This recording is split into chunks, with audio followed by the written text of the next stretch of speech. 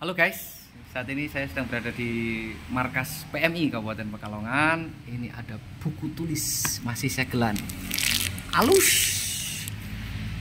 Ini dibantu dari PMI Kabupaten Pekalongan kepada pelajar terdampak bencana banjir bandang beberapa waktu lalu ya. Nah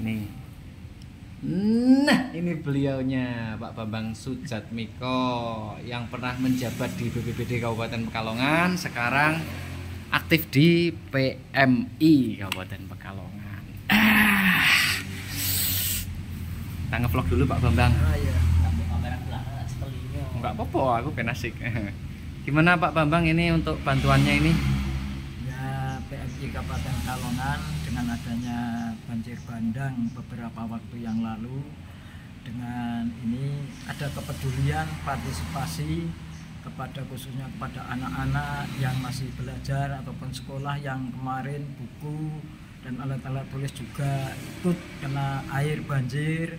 Hal ini memang perlu kita dukung, kita beri bantuan ya semampu anggaran yang ada di PMI Kabupaten Pekalongan. Dan kemarin juga kami dari PMI sudah mengirimkan bantuan berupa logistik ke beberapa desa maupun kelurahan dan kecamatan.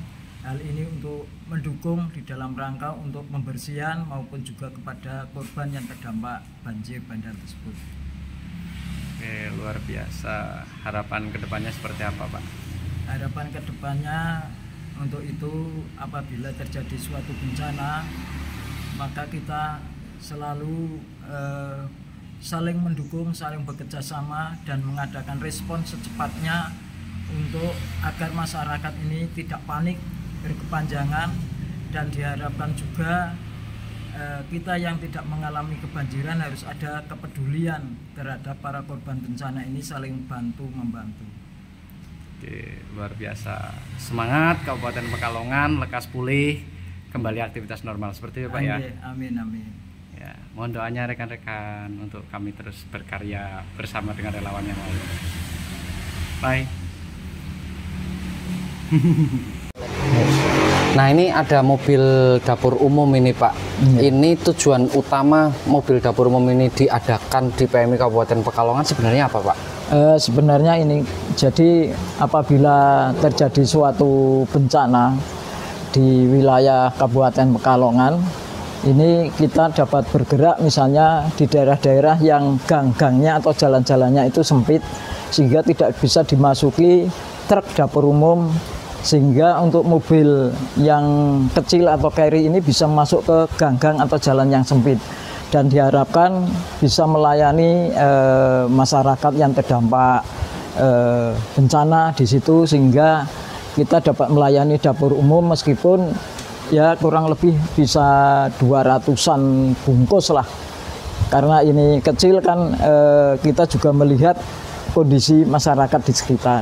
Dan apabila di situ besar, nanti kita di samping ada mobil dapur umum ini juga membuka tenda yang nanti untuk memasak bersama-sama, buka dapur umum bersama masyarakat ataupun dengan kearifan lokal di situ. Masyarakat meskipun kena dampak bencana, kita perdayakan bersama-sama sehingga kita merasa ada kebersamaan, sehingga masyarakat tidak merasa sedih lagi karena didukung dengan adanya dapur umum yang menyediakan makanan gitu. Oke. Tentunya dengan pengalaman Pak Bambang yang malang melintang di dunia kerelawanan, yang pernah menjabat di BPBD juga, ini sekilas cerita tentang keadaan kita saat ini, sembari cerita yang dulu ini, situasinya seperti apa? Artinya bagaimana sih kondisi kebencanaan hari ini dibanding dengan yang sudah kita jalani seperti itu? Iya, memang untuk kondisi beberapa tahun yang lalu pada saat kami masih bertugas, memang awal-awal tahun 2014 itu memang pernah terjadi banjir karena hujan lebat, yaitu ada di 11 kecamatan waktu itu, dan ada bencana tanah gerak ataupun tanah longsor di daerah pegunungan seperti di Kecamatan Kandang Serang, Petung Riono, Lebak Barang, kemudian di Petung Riono. Namun hal ini yang paling parah dulu adalah di Kecamatan Kandang Serang. Dan hal ini Kemudian untuk tahun-tahun ini memang sebetulnya dari jajaran pemerintah Kabupaten Pekalongan kami juga sangat salut sekali. Berkali-kali di beberapa kecamatan-kecamatan ini diadakan doa bersama, bersolawat bersama, dalam rangka yaitu supaya masyarakat di wilayah Kabupaten Pekalongan dan sekitarnya ini diberikan keselamatan, keamanan, kenyamanan, dijauhkan dari segala musibah maupun bencana. Ini sebetulnya merupakan suatu upaya-upaya antara hubungan kita manusia dengan Allah Subhanahu wa Ta'ala atau dengan Tuhannya. Dan kemudian untuk tahun ini, tahun 2025 ini memang luar biasa sekali, bahkan hal ini sampai merupakan bencana nasional karena ada korban jiwa meninggal dunia di Petung Riono. Dan hal ini alhamdulillah dari semua pihak turun tangan bersama-sama, merespon cepat, mengevakuasi, kemudian menangani tanggap darurat bencana, membuka posko lapangan, membuka posko logistik, kemudian juga pelayanan kesehatan dan lain sebagainya. Dan juga dukungan dari para donatur untuk memberikan bantuan apa saja yang diberikan bantuan dari berbagai pihak melalui kecamatan, melalui BPBD, melalui PMI dan lain sebagainya.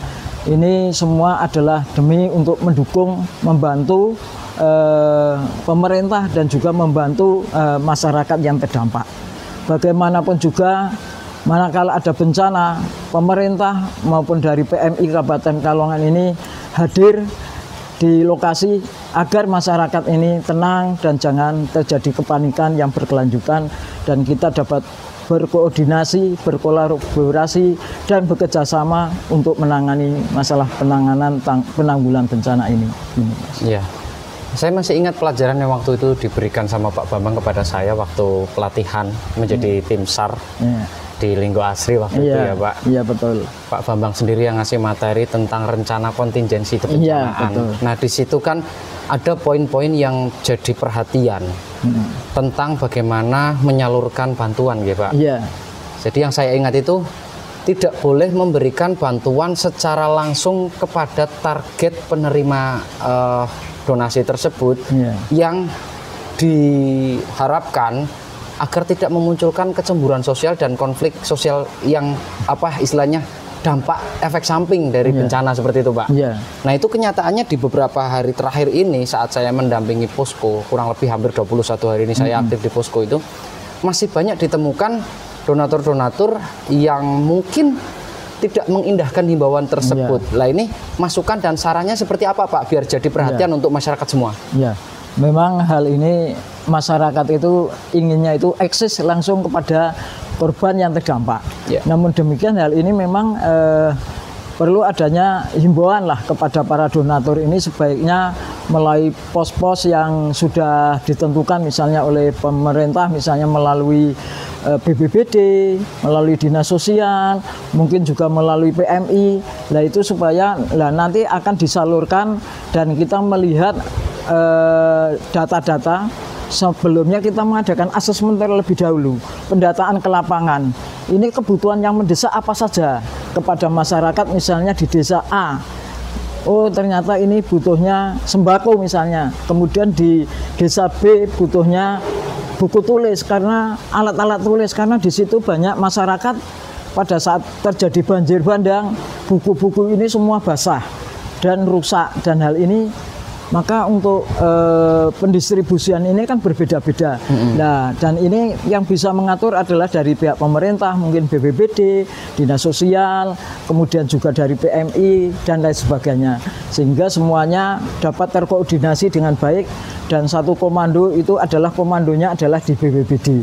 Ini kami pun meskipun kita menerima bantuan, kami juga sering berkoordinasi dengan BPBD.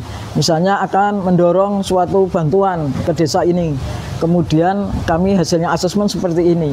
Kami koordinasikan terlebih dahulu kepada BPBD.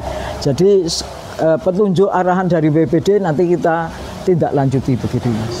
Oh iya benar sekali Pak. Alhamdulillah untuk beberapa waktu terakhir relawan kami gabungan dari masyarakat peduli Pekalongan ini sudah melangsungkan program seperti yang Bapak sarankan itu, kami melakukan asesmen, kami mendapati pengetahuan bahwa masyarakat saat ini yang masih sangat perlu di backup itu untuk sarana prasarana pendidikan, terutama alat tulis, tas dan sebagainya. Kemudian alhamdulillah kami menggalang bantuan, ada beberapa siswa yang sudah kami bantu. Nah, saat ini kami juga terus berkoordinasi dengan BPBD. Alhamdulillah kalau memang kami pakai prosedur yang disarankan dari regulasinya seperti itu, memang semuanya tertib, Pak. Lah yang jadi masalah itu kadang-kadang masih saja ditemukan itu. Ketika kita ajak koordinasi, mereka ingin menonjolkan mungkin ya. Betul, ya. Nah, itu eksis lah. Iya, yang kemudian kami terus terang sebagai tim posko yang resmi yang mendaftarkan diri kepada BPBD untuk mengambil alih komando menjadi wakil BPBD di bawah, itu kadang kesulitan, Pak, untuk memberikan teguran atau peringatan. Lah ini tipsnya bagaimana untuk teman-teman yang megang posko biar bisa mengkondisikan teman-teman di bawah itu seperti apa, Pak? Ya, ya memang kalau kondisi-kondisi seperti itu memang ya kita adakan pendekatan lah secara kekeluargaan dan dihimbau bahwa kondisi masyarakat yang terdampak bencana adalah kondisinya seperti ini, dan hal ini supaya tidak terjadi permasalahan di lokasi maupun dengan masyarakat, maka diarahkan sebaiknya adalah ditindaklanjuti melalui pos-pos yang memang resmi gitu, Pak. Ya. Luar biasa sekali, Pak. Ini selanjutnya kami akan melangsungkan program revitalisasi hutan, Pak. Iya. Ini mohon untuk dukungan, masukan, saran, kritiknya juga ke depannya, Pak Bambang sebagai senior kami.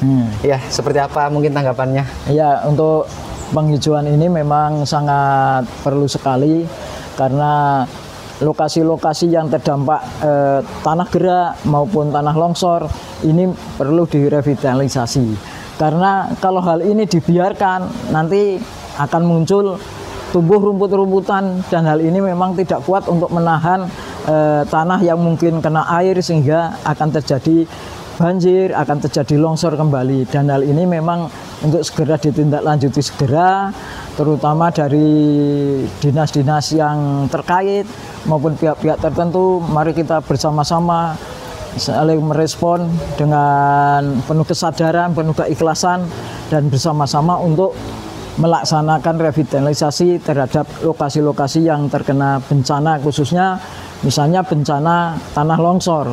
Kemudian juga yang di tanggul-tanggul sungai ini juga kita harus misalnya kok ada rekan, maka segera dilaporkan dan untuk segera ditindaklanjuti untuk perbaikan tanggul-tanggul tersebut. Jangan sampai tanggul-tanggul ini malah ditanami pohon pisang misalnya. Lah ini kan kurang kuat lah untuk menahan erosi ya, ataupun erosi maupun abrasi lah seperti itu.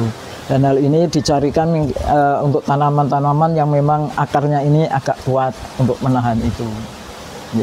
Baik, luar biasa sekali obrolan kita dengan Pak Bambang Susatmiko yang saat ini masih menjabat sebagai Kamarkes, Pak, ya, di PMI Kabupaten Pekalongan.